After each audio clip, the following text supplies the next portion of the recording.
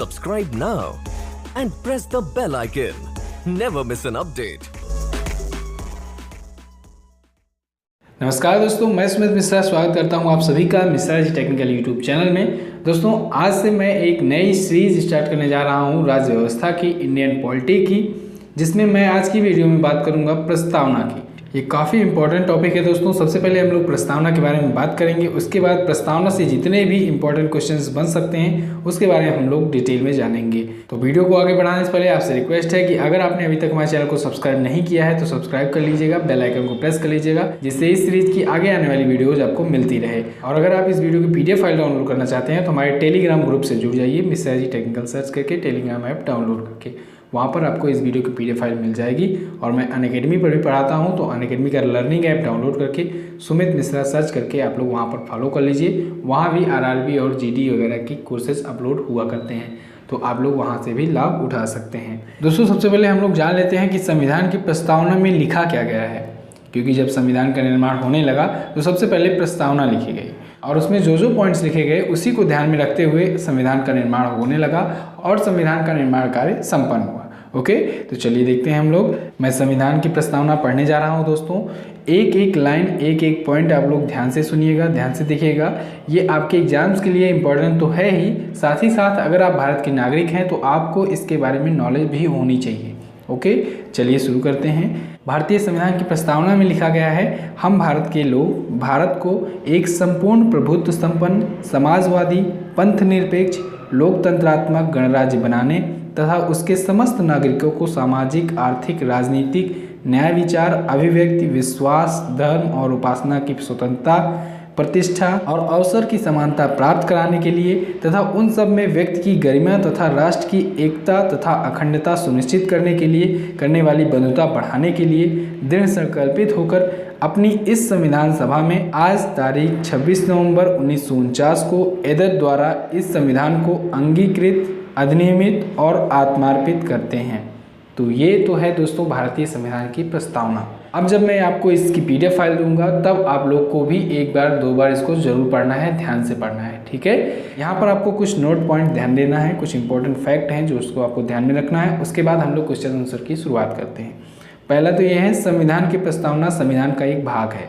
कई बार एग्जाम्स में पूछा गया है कि क्या संविधान की प्रस्तावना संविधान का भाग नहीं है, तो ये बिल्कुल गलत है। संविधान की प्रस्तावना भी संविधान का ही भाग है। ओके, इसको आपको ध्यान में रखना है। और ये कब से हुआ भाग? केशवानंद भारती वाद 1973 में सर्वोच्च न्यायालय ने इसे संविधान का अभिन्न अंग बताया। 1973 के बाद ये कंफर्म कर दिया गया सुप्रीम कोर्ट द्वारा कि ये भी संविधान का एक अभिन्न अंग है। ओके, नेक्स्ट पॉइंट जो कि आपके लिए बहुत ही ज़्यादा इंपॉर्टेंट है वो ये है कि सर्वोच्च न्यायालय ने कहा कि प्रस्तावना में संशोधन किया जा सकता है, लेकिन इसका ध्यान रखा जाए कि इसकी मूल भावना को प्रभावित ना किया जाए।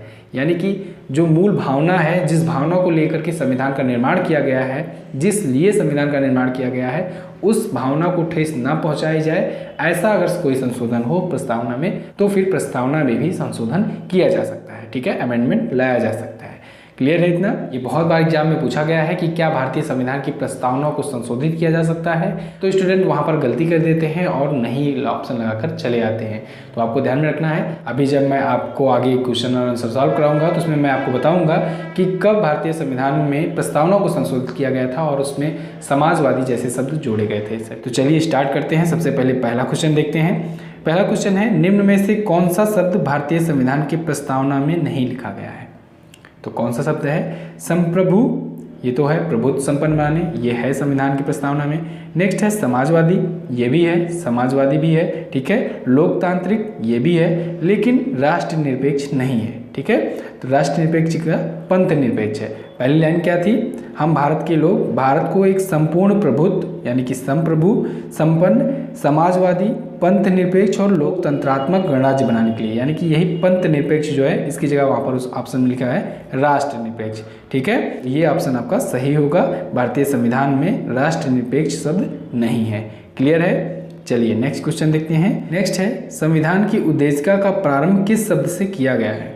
तो संविधान की उद्देशिका यानी कि प्रस्तावना, इसका प्रारंभ किससे किया गया है? हम भारत के लोग। ओके, हम भारत के लोग, यानी तीसरा ऑप्शन आपका इसमें भी करेक्ट होगा। अगला है, निम्न में से धर्मनिरपेक्ष का सही अर्थ क्या है? धर्मनिरपेक्ष का अर्थ क्या है, आप ये लोग बताओ। धर्मनिरपेक्ष का मतलब यही होता है किसी एक धर्म पर फोकस ना होना, सभी धर्म समान है और सभी का समर्थन करना, ठीक है। तो यानी कि एक ऑप्शन, पहला वाला ऑप्शन आपका करेक्ट होगा, सभी धर्म समान हैं और इन्हें सरकार द्वारा समर्थन प्राप्त है। ओके, हमारा भारत ही एकमात्र ऐसा देश है जिसमें इतनी सारी लैंग्वेज हैं, इतने सारे धर्म हैं और उसके बाद भी हमारे भारतीय संविधान की और भारत की एकता और अखंडता बनी हुई है। इसीलिए भारत का संविधान सबसे बड़ा और सबसे अच्छा संविधान माना जाता है। ओके, चलिए अब अगला देखते हैं। नेक्स्ट है, निम्न में से किसने संविधान की प्रस्तावना को संविधान का कुंजी नोट कहा था? तो किसने कहा था? अर्नेस्ट बार्कर ने। किसने? अर्नेस्ट बार्कर ने कहा था संविधान की प्रस्तावना को संविधान की कुंजी। ओके, नेक्स्ट है, संविधान की प्रस्तावना की भाषा को किस देश से लिया गया है? तो भारतीय संविधान की प्रस्तावना की भाषा को लिया गया है ऑस्ट्रेलिया से, ठीक है, ऑस्ट्रेलिया देश से लिया गया है भारतीय संविधान की प्रस्तावना की भाषा।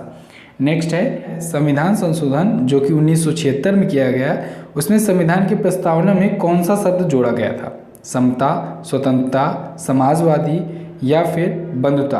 तो करेक्ट आंसर इज समाजवादी, ठीक है। 42वां संविधान संशोधन हुआ था दोस्तों 1976 में। कब हुआ था? 42वां संविधान संशोधन हुआ था 1976 में। इसमें संविधान की प्रस्तावना में समाजवादी, धर्मनिरपेक्ष और अखंडता शब्द जोड़े गए थे। कौन कौन सा? समाजवादी, धर्मनिरपेक्ष और अखंडता, ये 3 शब्द जोड़े गए थे 42वें संविधान संशोधन 1976 में।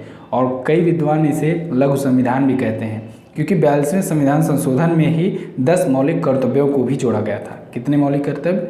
10 मौलिक कर्तव्य को इंक्लूड किया था 42वें संविधान संशोधन के तहत। याद रखिएगा, करेंट टाइम पर 11 हैं लेकिन जब जोड़ा गया तब 10 मौलिक कर्तव्य थे। क्लियर है इतना? चलिए अब आगे देखते हैं। अगला है, भारतीय संविधान में सामाजिक समता का क्या अर्थ है? तो सामाजिक समता का अर्थ होता है दोस्तों कि चाहे वो कोई भी वर्ग हो, कोई भी कास्ट हो, सबको समानता दी जाए।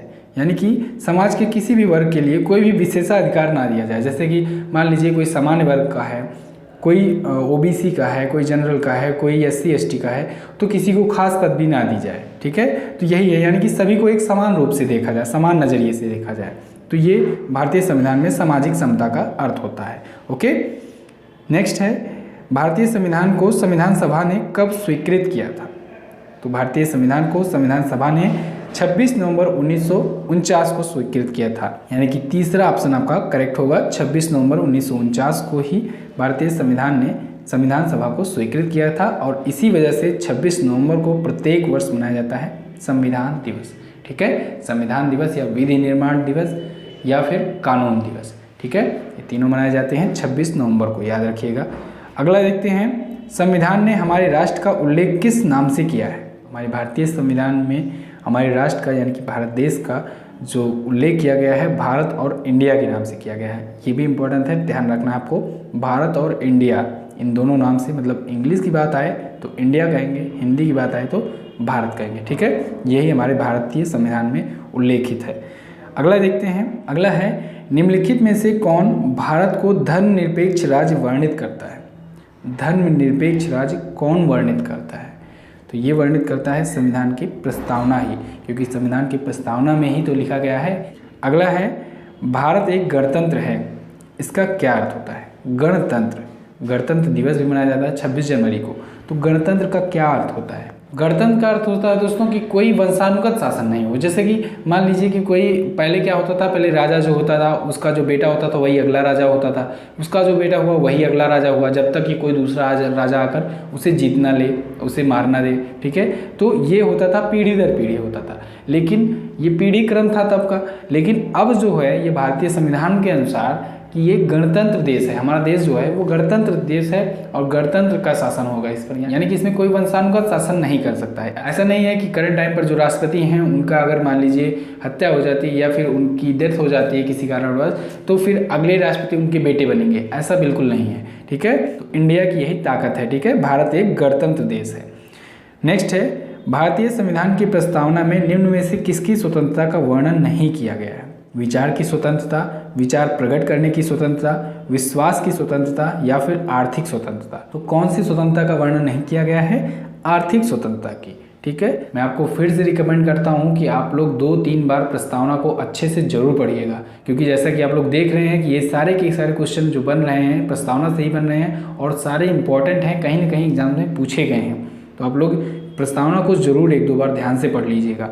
अगला है, संविधान को एक पवित्र दस्तावेज किसने कहा? संविधान को एक पवित्र दस्तावेज कहा था दोस्तों डॉक्टर भीमराव अंबेडकर जी ने। इन्होंने प्रस्तावना को पवित्र दस्तावेज कहा था और अनुच्छेद 32 को कहा था इन्होंने संविधान की आत्मा। अभी मैं जब आगे आपको बताऊंगा, पढ़ाऊंगा, तब मैं उसके बारे में आपको बताऊंगा, ठीक है। तो ये क्वेश्चन बहुत पूछा जाता है कि डॉक्टर भीमराव अंबेडकर जी ने किसको संविधान की आत्मा कहा था, किस अनुच्छेद को? तो अनुच्छेद 32 को, ठीक है। अभी आगे जैसे जैसे चैप्टर बाई चैप्टर में बढ़ते जाऊँगा, मैं आपको सारी चीज़ें क्लियर कराता जाऊँगा। आगे है, निम्न में से कौन सा एक भारतीय संविधान के उद्देश्यों को प्रतिबिंबित करता है? मौलिक अधिकार, भारत की प्रस्तावना, राज्य की नीति निर्देशक तत्व या फिर राष्ट्रपति? तो पूछा गया है भारतीय संविधान के उद्देश्यों को प्रतिबिंबित करता है। तो उद्देश्यों को कौन प्रतिबिंबित करता है? भारत की प्रस्तावना। मैंने आपको कहा था, शुरुआत में ही बताया था कि प्रस्तावना से हमें एक निचोड़ मिल जाता है कि किस टाइप का संविधान हमारा बना हुआ है। प्रस्तावना पहले बनाई गई, फिर उसी प्रस्तावना में जो जो पॉइंट्स थे उनको ध्यान में रख करके भारतीय संविधान का निर्माण किया गया, ठीक है। याद रखिएगा, भारतीय संविधान के उद्देश्यों को प्रतिबिंबित करता है भारतीय संविधान की प्रस्तावना। ओके, यानी कि दूसरा ऑप्शन आपका बिल्कुल करेक्ट होगा। अगला है, भारतीय संविधान की उद्देशिका में संशोधन कब किया गया था? उद्देशिका यानी प्रस्तावना मैंने आपको शुरुआत में ही बताया। तो भारतीय संविधान की प्रस्तावना में संशोधन कब किया गया था? कब किया गया था? 42वें संविधान संशोधन 1976 में, ठीक है, जिसमें समाजवादी, धर्मनिरपेक्ष और अखंडता शब्द जोड़े गए थे। तो याद रखिएगा इस चीज़ को, बहुत ही ज़्यादा इंपॉर्टेंट है। ये तो बहुत ही बार पूछा गया है एसएससी के एग्जाम में, पिछली बार तो हर शिफ्ट में पूछा जा रहा था लगभग, ठीक है। अब हम लोग बात करते हैं अगले क्वेश्चन की। अगला है, भारतीय संविधान की प्रस्तावना में कौन से शब्द जोड़े गए? समाजवादी, धर्मनिरपेक्ष, एकता और अखंडता या फिर उपरोक्त सभी? तो उपरोक्त सभी ऑप्शन आपका बिल्कुल करेक्ट होगा। भारतीय संविधान की प्रस्तावना में मैंने जैसे कि आपको बताया 42वें संविधान संशोधन सन 1976 में जो संशोधन हुआ था उसमें समाजवादी, धर्मनिरपेक्ष और एकता तथा अखंडता शब्द जोड़े गए थे। ये 3 शब्दों को जोड़ा गया था भारतीय संविधान के 42वें संशोधन में। क्लियर है? अगला है, क्या भारतीय संविधान की प्रस्तावना में संशोधन किया जा सकता है? तो मैंने आपको शुरुआत में नोट में ही बता दिया था कि भारतीय संविधान की प्रस्तावना में संशोधन तो किया जा सकता है, लेकिन यहाँ पर ध्यान ये रखना है कि उसकी मूल भावनाओं को ठेस ना पहुँचे, ठीक है। तो यानी कि इसमें सी ऑप्शन आप देखेंगे, तीसरा ऑप्शन देखेंगे, हाँ उसमें परिवर्तन किया जा सकता है, परंतु उसके मूलभूत ढांचे में कोई परिवर्तन ना हो। ओके, तो ये तो थे दोस्तों संविधान की प्रस्तावना से मोस्ट इंपॉर्टेंट क्वेश्चन जो कि आपके एग्जाम्स में पूछे जा सकते हैं। आई थिंक आपको वीडियो पसंद आई होगी। अगर आपको वीडियो पसंद आई है तो इस वीडियो को लाइक कीजिए, अपने सभी दोस्तों के साथ फेसबुक, व्हाट्सएप में शेयर कीजिए। आपको उनको भी बताइए कि वो लोग भी प्रस्तावना की वीडियो देखें। और अगर आप चैनल पर नए हो तो सब्सक्राइब कर लेना, सब्सक्राइब करके बेल आइकन को जरूर प्रेस कर लेना, जिससे जैसे ही मैं इस सीरीज़ की अगली वीडियो अपलोड करूँ तो तुरंत आपको वीडियो का नोटिफिकेशन मिल जाए। मिलते हैं दोस्तों अगली वीडियो में, तब तक के लिए नमस्कार, जय Hind, Vande Mataram. Subscribe now and press the bell icon. Never miss an update.